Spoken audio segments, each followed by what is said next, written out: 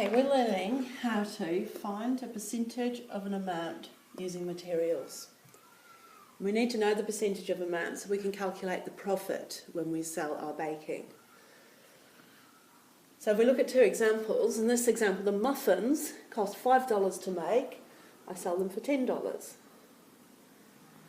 Or I could make cookies which cost $2 to make and I sell them for $5.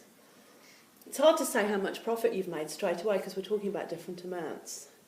But I need to find out which is the greatest percentage profit. So percentage means per 100, of 100. And if I can convert numbers into hundreds, it makes it easier to talk about them. So that's why we use percentages. Okay, so I'm going to try and draw them up. I'm going to use a number line to help. Okay, so for the muffins,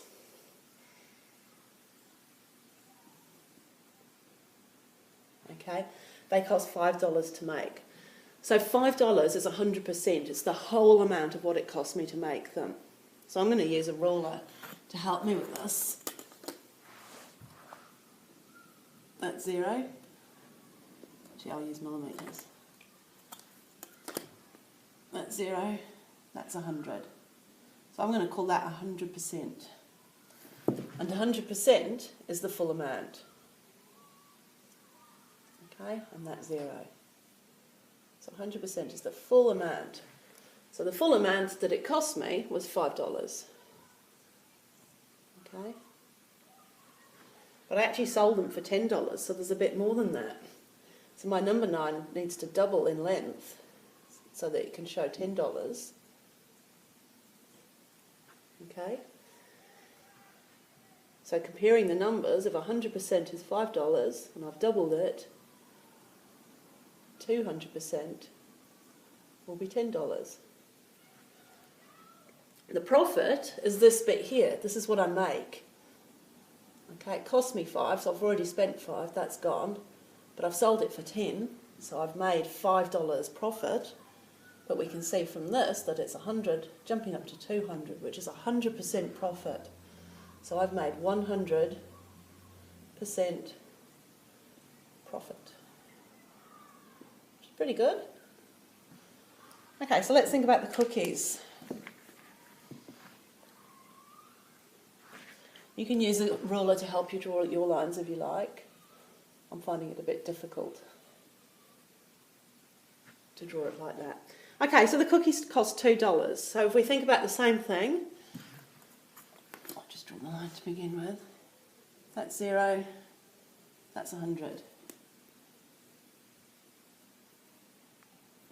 Okay, so 100% on this line is my cost price, $2.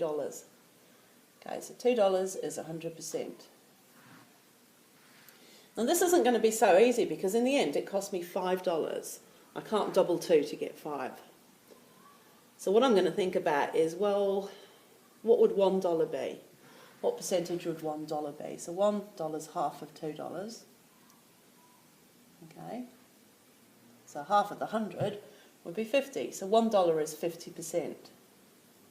Now that's easy. I can keep on adding dollars, which would be 50%, to get up to my profit. So, okay, I'm going to add it on. Okay, $3, $4, $5. Okay, so each time I'm going to add on 50%, so 100 becomes 150%. Add another 50 on to become 200. And another 50 on to become 250. Okay, so $5 is 250%. $2 is 100. So my profit, again, is the difference between what it cost me to make it, there, and what I sold it for, which is 5.